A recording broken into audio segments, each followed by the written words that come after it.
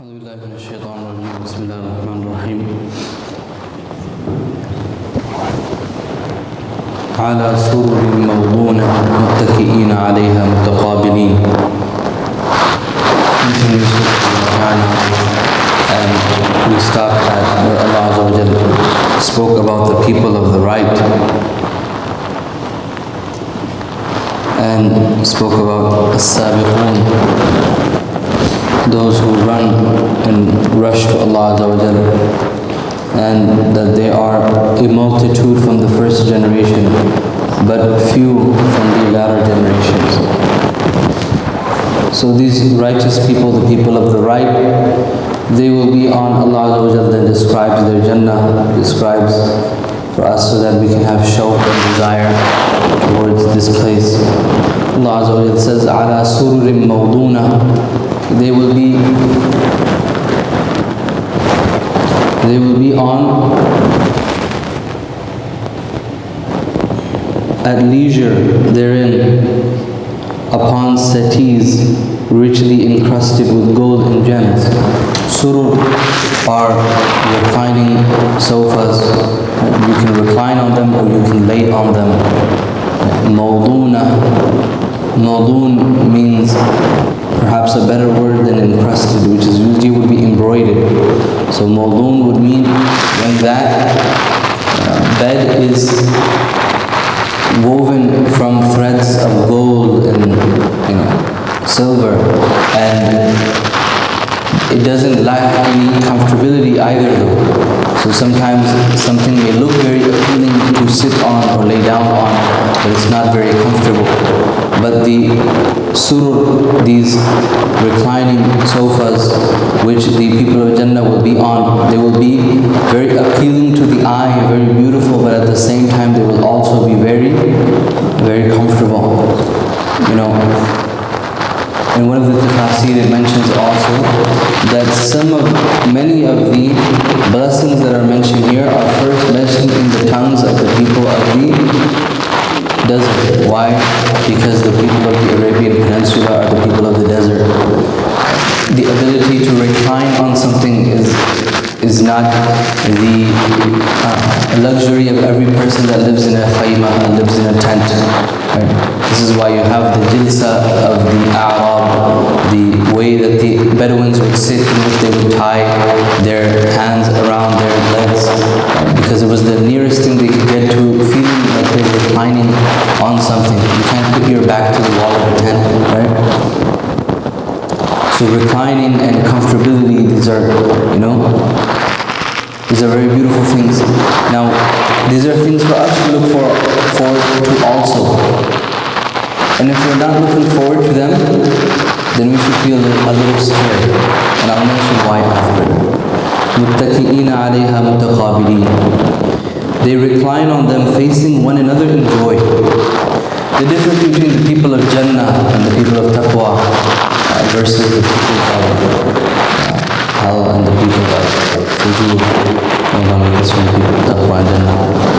The people of Taqwa and Jannah always face each other, look at each other, care for each other, even on the Hashr, even on the Sa'ah, when the Hisab will take place. Even at the time of Qiyamah, Allah Azza wa Jalla said that friends will be enemies except for people of Taqwa. Families will run away from each other except for people of Taqwa. So people of Taqwa will always be united in Hashr, on Qiyamah, when Hisab will take place, and in Jannah as well. And they will look towards each other. They will want to look towards each other. People of the other side, they will run away from each other. In the Jahannam, they will not want to look at each other. In Jannah, them sharing each other's company will enhance the enjoyment. The people of Jahannam, them sharing, Allah Azza wa Jalla talks about الْعَذَابِ مُشْتَرِكُونَ, that although they'll be sharing the punishment, it won't matter. Each person's pain will be individual. In Jannah, you're sharing and you're being with each other, and together it will enhance the experience. People want to be with their family, people want to be with their friends.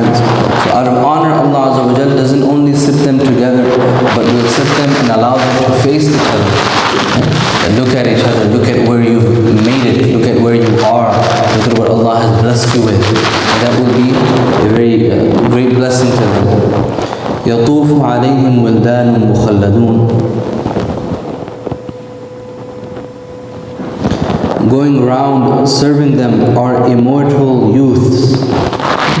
So young servants, right? Young kids will be serving them, who will be made to live forever.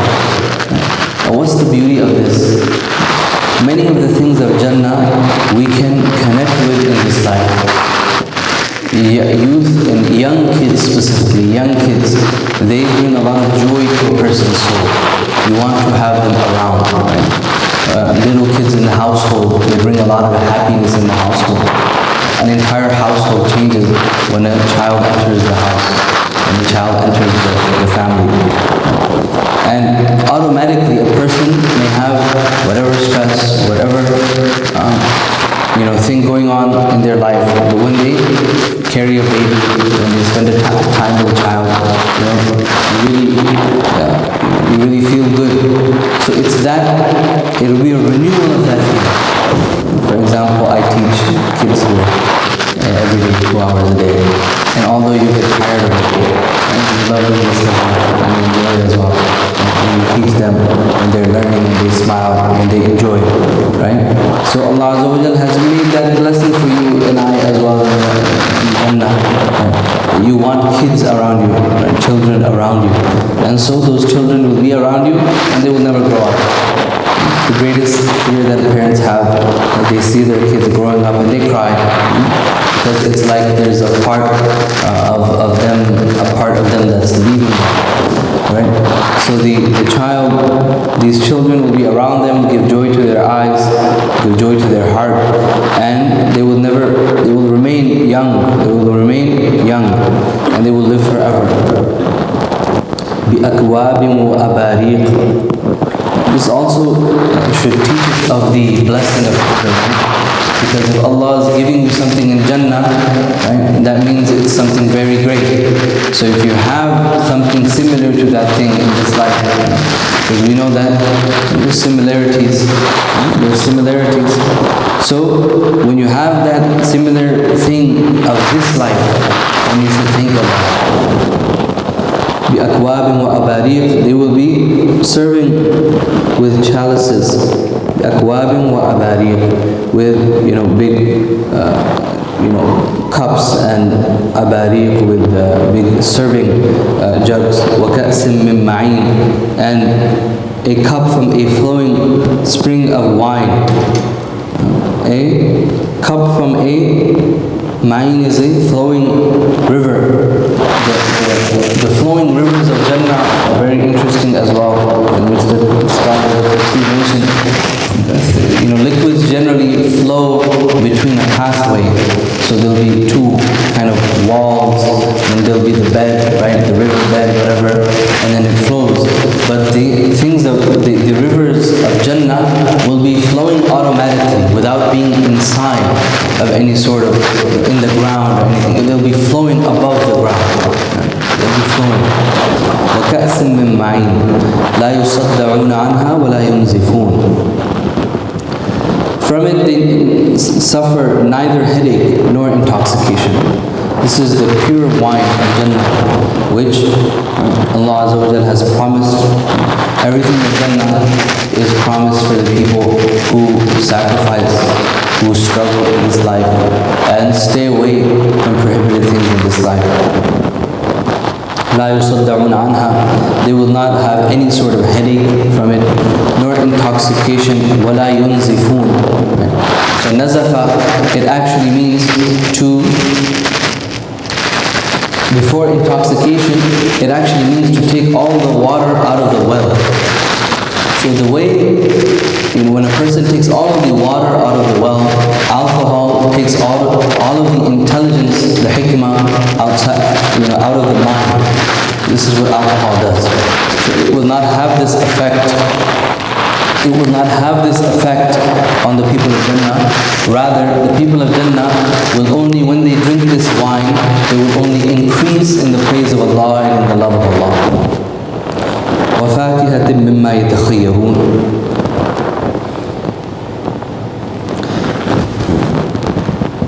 They shall have, moreover, they shall have fruits of whatever kind they would select.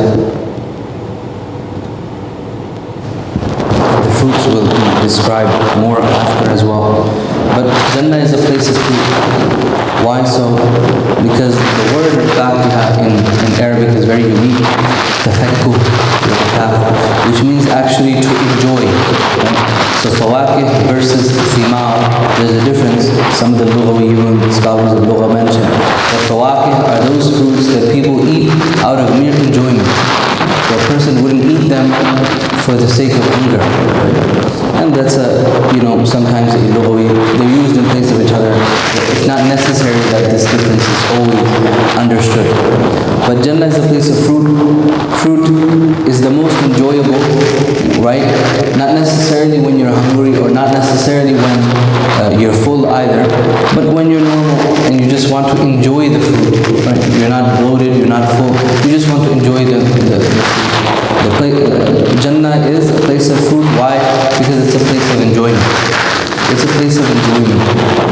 It's not a place of hunger. Nor is it a place of feeling satiated and bloated. Right? It's a place of enjoyment. Everything is out of enjoyment. وَلَحْمِ طَيْرٍ مِّمَّا يَشْتَهُونَ. And the flesh of lahmi tayr, different types of birds. Different types of birds, mimma yashtahun, from whatever sort they should desire. The Messenger of Allah sallallahu alaihi wasallam even described that a person will be in Jannah, they will see a bird that will fly by, and then they will desire that bird, and then it will be prepared right in front of their eye. Right in front of their eye, it will fall into a meal for them to enjoy. وَحُورٌ عَيْنٌ, and wide-eyed beauties to wed, كَأَمْثَالِ اللُّؤْلُؤِ الْمَكْنُونِ, who look as though they were well-preserved pearls. So the pearl, not only Allah doesn't only describe the pearls to be just pearls, but protected, preserved, maknoon. جَزَاءً بِمَا كَانُوا يَعْمَلُونَ, all in reward from Allah, from God, for all the good that they used to do in life. So جَزَاءً بِمَا كَانُوا يَعْمَلُونَ, everything that you do in this life, you'll then recognize the reward in the hereafter. This is the reason why the Messenger of Allah ﷺ tied so many a'mal with their rewards. And the people hereafter in Jannah, they will recognize that this reward came from this amal.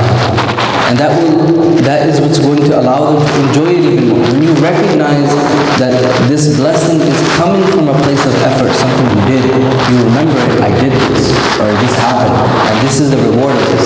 This is why, right, although the entry into Jannah is by the mercy of Allah, you raise the blessings that you have in Jannah that's given to you by your amal. So increase your amal.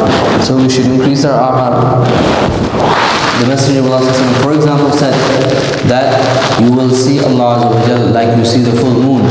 So if you are able to pray your salawat on time, pray your Isha and your Fajr on time, and do not allow yourself to ever miss this prayer. The connection between performing your salawat and seeing Allah. And so when you will see Allah, you will recognize and remember the salah that you performed in dunya. You will remember it. This is the reward for what they used to do. So people will associate their rewards with the action, with the things that they did in this life, and they will remember it. لا يسمعون فيها لغوا ولا تأثيما.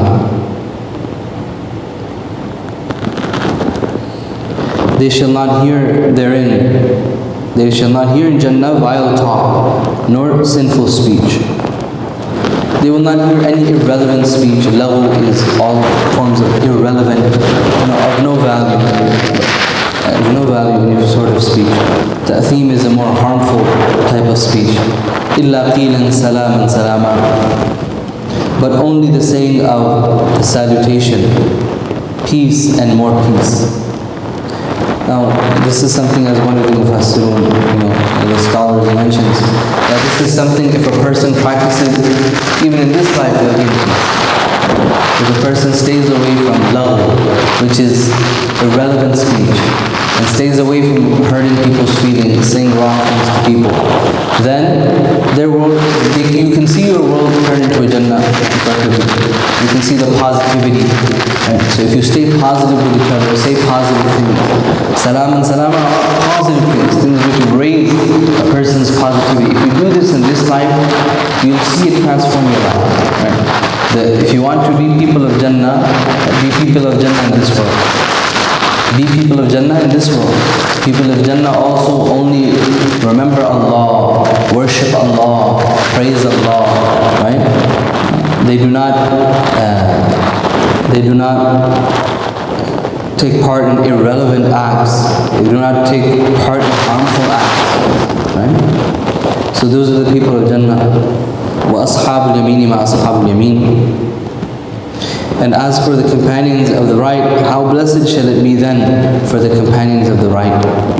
Allah Azza wa Jalla is praising the people of the right. فِي سِدْرٍ مَخْضُودٍ, amidst thornless lote trees.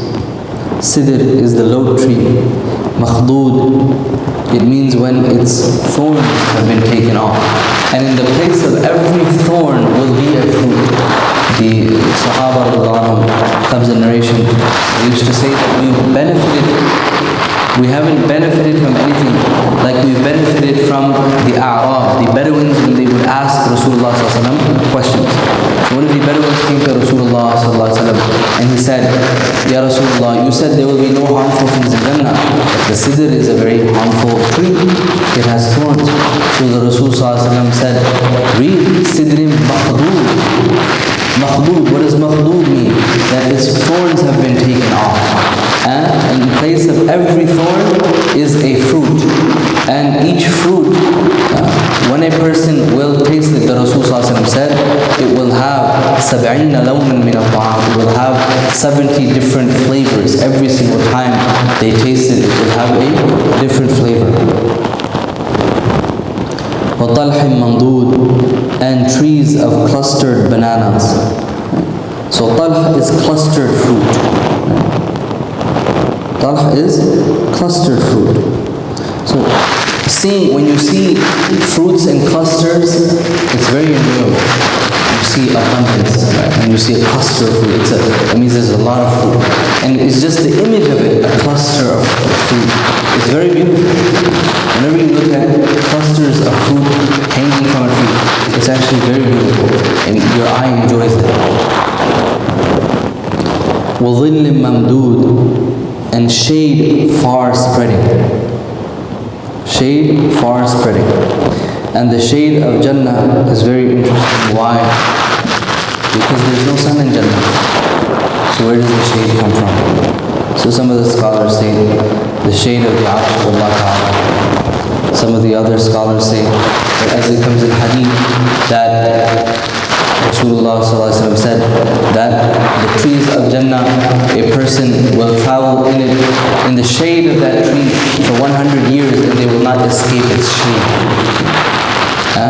And there's another hadith in which Rasulullah said that there is a tree which hangs from the Saqul Arsh, from one of the legs of the Arsh of Allah Azza wa Jalla. A tree which hangs over. And that tree will grant shade to the people of Jannah. What is this shade like? The scholars have said it's like مَا بَيْنَ طُلُوعِ الْفَجْرِ وَطُلُوعِ الشَّمْسِ. So when you go outside after the sunrise, or before the sunrise, between the sunrise and the starting of Fajr, the way there's like some light in the sky, right? Before the sunrise, but after the time of Fajr, there is some light in the sky, and you can see, but at the same time, there isn't a sun which is taking away the shade. Right? It's sort of that type of light. This is how the scholars try to understand it. Because at the end of the day, there is no sun, so how is there a shade, right? The light, there is the light in there. So that's a very detailed thing. But it will be mamdood. Mamdood means, some of the scholars as they mentioned, mumbasit, it will be spread, mumtad, it will spread and cover the entire Jannah. And the other ulama, they say da'im, that it will be forever. So that you'll be in this enjoyment, in this comfortable environment. And you have to understand, shade for a person who is traveling in a desert.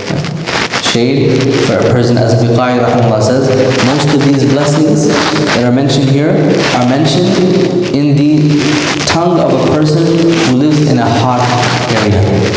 So if you live in the desert, even at least us in Florida, we live in heat, we understand heat.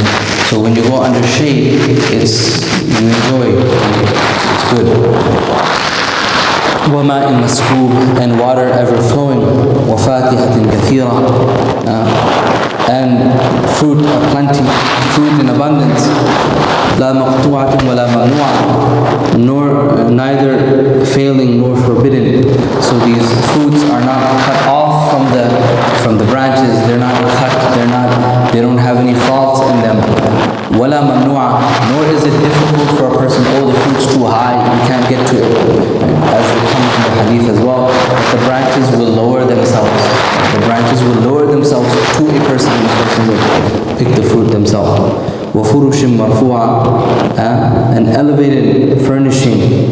إِنَّا أَنشَأْنَاهُنَّ إِنشَاءً, so too indeed shall we bring forth their wives from the world in a most perfect creation. فَجَعَلْنَاهُنَّ أَبْكَارًا, behold, we shall have made them virgins. عُرُبًا أَتْرَابًا, all forever loving and of equal age. So atrab refers to not only just equal age, but also compatibility. لِأَصْحَابِ الْيَمِينِ, all for the companions of the blessed right. لِأَصْحَابِ الْيَمِينِ, ثُلَّةٌ مِنَ الْأَوَّلِينَ وَثُلَّةٌ مِنَ الْآخِرِينَ. Then over here, Allah Azza wa Jalla says, they are a multitude from the first generation and a multitude from the last generation. It is narrated that the Sahaba, they were afraid. The Sahaba were very afraid when they read the first part of Surah Al-Waqiah, that a multitude from the first generation, but then very less from the latter generation. And so when they read this, then that a multitude from the early generations and then a multitude from the latter generations, they became at ease. There are narrations. This Surah Al-Waqiah, as you can see, is talking about abundance. It's talking about Jannah. It's talking about so many of the scholars, as it comes in a hadith as well, and the hadith is a bit weak, but there are other things which support it, that if you read Surah Al-Waqiah every day, that Allah Azza wa Jalla will protect you from qabr. Person who reads Surah Al-Waqiah every day, and the narration even says that person will be protected from qabr. Again, there's some weakness in the narration, but there are other things that support it. For example, when Abdullah bin Mas'ud was passing away, Uthman he said that, why don't I grant your children a stipend so that your children will be taken care of. He said, no. Now, when a person is getting a stipend from the government, do they ever say no? They never say no. You take whatever you want from the government. Right? So the government is offering Abdullah bin Mas'ud, take a stipend for your family. He says no. He says, I gave them Surah Al-Waqiah. I gave them Surah Al-Waqiah. They can read that and they will never see a day in which their stomachs will be hungry. Now, all these blessings I mentioned, that all these blessings are for people who sacrifice, people who, didn't live in this life for these blessings and enjoyment. Why? Because then in the next passage, we'll do the next passage next week. But Allah Azza wa Jalla says that the people of Jahannam, they won't have any of these things. Why? إِنَّهُمْ كَانُوا قَبْلَ ذَلِكَ مُتْرَفِينَ. They were already indulged in luxuries. Already, Allah Azza wa Jalla says in another place in the Quran, وَمَتَّعْنَاكُمْ بِالْحَيَاةِ الدُّنْيَا وَأَطْرَفْنَاكُمْ بِالْحَيَاةِ الدُّنْيا. That we grant, there's another place in the Quran that we granted you already the tayyibat, all these nice things, and this is something for us to be scared of. Because how much and how luxuries we have. This is why it's good not to indulge too much in luxury. Right? If you can, go out of your way and spend a lot of money for luxury, spend a little less, be comfortable, but don't live too luxurious. Then inshallah, on the day of judgment, you will be tested and it will be said to you that you've already lived luxuriously. What are you here for now? You already had a luxurious life. So the people of the hereafter, the people of Jannah, the people who sacrifice the luxuries, the desires, the things of this life, Allah grants them everything in the hereafter. I will conclude with this.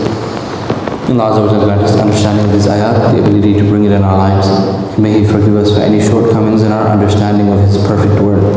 وآخر دعوانا الحمد لله رب العالمين صدق الله العظيم سبحان الله بحمده سبحانك اللهم وبحمدك أشهد أن لا إله إلا أنت نستغفرك اللهم وأتوب إليك جزاك الله